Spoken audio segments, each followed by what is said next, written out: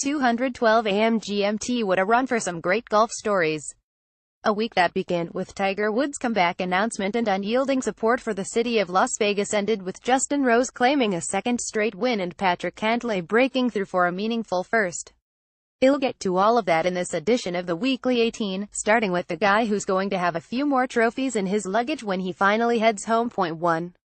It's difficult enough to correctly pick a player to win a single tournament, let alone two in a row, but we at least should have seen good things coming for Justin Rose during the past 2 weeks. He finished 10th at the opening FedEx Cup event, ranking first in strokes gained tee to green, then claimed 3 more top 10s to close out the playoffs, including a runner-up in Chicago. The best way to categorize his victories in China and Turkey is that they were classic Justin Rose performances, which is to say, his ball striking was pure, he eliminated many mistakes and he converted plenty of birdie opportunities. Point 2. Not long after Rose's win on Sunday, I spoke with his longtime instructor Sean Foley, who told me that back stiffness early this year forced them to make some changes. We had to look at everything we were doing and make some wholesale changes on setup, takeaway, and making a transition, Foley said. He wasn't consistent with it on the course, but he was feeling healthy and hitting some shots maybe in better ways than the past. It wasn't always working out for 72 holes, but we just stuck with the blueprint. Point 3. There's no PGA Tour statistic for hardest workers, but from what I've observed both on-site at tourneys and off-site, Rose ranks up there with Zach Johnson among the guys who rate pretty highly. That's a notion Foley acknowledged during our conversation. This is a culmination of all of his reps and workouts, he continued. He's the consummate professional. What he does and how he does it, that could almost be the mantra for up-and-coming players. Point 4. One last note from my talk with Foley that struck me as interesting. He told me that since 2009, Rose, who's now 37, has gained 35 yards with his driver. Obviously, that's not always shown in PGA Tour driving stats, but for a guy who hits his irons so well, that's a noteworthy improvement. Point 5. Nicholas Colsaerts could parlay a 36-hole lead into only a share of second place, but it's good to see him relevant once again. The former Ryder Cupper, he was a stud in his opening match 5 years ago. Isn't just one of the game's longest hitters, he's also one of the more fun, interesting guys around. I wrote a profile of Colsaerts a few years ago and his fellow players had nothing but glowing things to say about both his personality and his on-course talent. Let's hope he keeps it going. The game needs more guys like him. Point 6. How much of a character is Colsaerts after that first Ryder Cup match? He explained his explosive start by saying, "You have just got to go with what's in your pants." I once asked him how he got the nickname The Dude, and he replied, "I was in Europe and I was kind of saying dude to everyone and I'm kind of like a dude." Makes perfect sense. Back injuries derailed Patrick Cantlay early in his career, but the 25-year-old also suffered the emotional trauma when he was standing next to his good friend and caddy Chris Roth when Roth was struck and killed by a car in 2016. Ellie Baskow app Photo 7. Congrats to UConn women's basketball coach Gino Orima for stealing a Tiger Woods scoop away from those newshounds at tigerwoods.com. In a podcast, Woods made headlines by saying he believes the USGA needs to bifurcate and roll back the ball for professional golfers. If you're scoring at home, that's now Woods, Jack Nicklaus, Gary Player and just about every other legend of the game who opposes the current stance. At some point, that's gotta mean something. Point 8. Even though his comments about the golf ball drew a stronger reaction, it was Tiger's quote about his distances that really resonated for me. "I can't believe how far I'm hitting the ball. I'm back to hitting at my full numbers." We'll see if that's true when he returns later this month at the Hero World Challenge, but there's no reason for him to overpromise and underdeliver. Point 9. Nothing brings out the trolls of golf Twitter like a big Tiger announcement. I can certainly understand there are fans who blindly support and believe in him no matter what. And I get that others root against him, for various reasons. But I've never understood how or why grown adults could criticize another adult for trying to continue his career. And yet, that idea permeated social media this week. I wish people would look at it this way. Isn't attempting to return from injury a whole lot more admirable than simply giving up and retiring? 10. Speaking of Woods, 21 years ago he earned his first of 79 career PGA Tour wins at the Las Vegas-based tournament.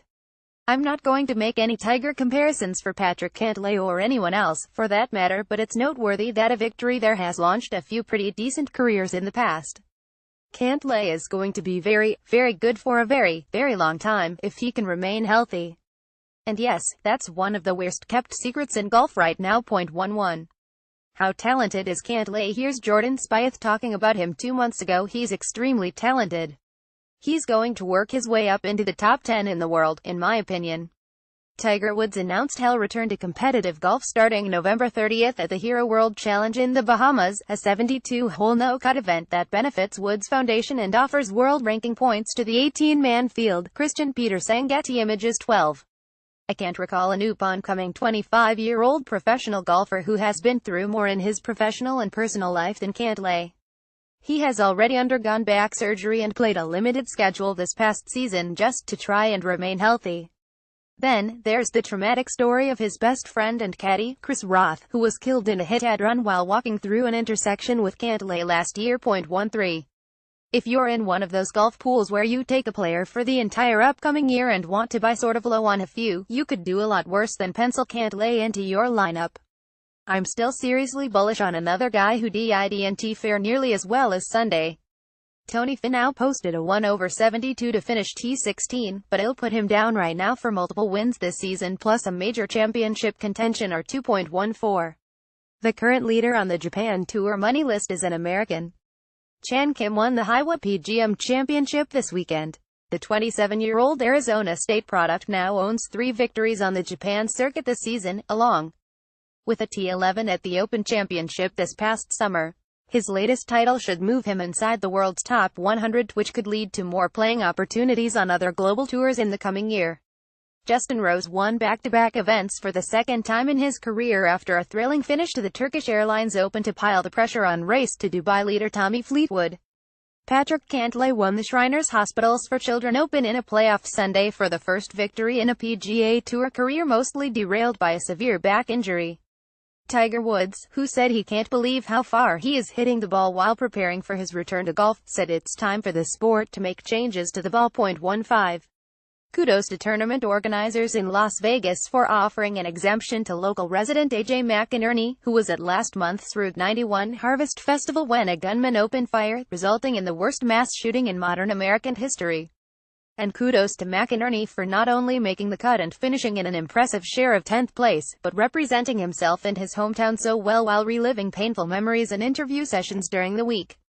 He'll go to web.com Tour Q School instead of using his top 10 exemption to play Mayakoba this week, but here's hoping the following week's RSM Classic or another event gives him a spot soon. 16. I could have chosen any of about 24 quotes from McInerney that would have symbolized his eloquence, but I really liked this, from after the opening round. To have this event here only a month after Route 91 is special. I think Vegas can come together right now and celebrate something and have a reason to have fun and watch some great golf. 17. The truth is, from beginning to end, the tournament easily adapted to the Vegas Strong theme, with players donating earnings, wearing ribbons and generally supporting the city in any way possible. No player epitomized this better than Charlie Hoffman, who attended UNLV and lived in Vegas for much of his career. He wore special shoes that will be auctioned off to charity and will donate his entire 18th-place paycheck of $98,600.18. The support didn't stop when the final putt dropped, either.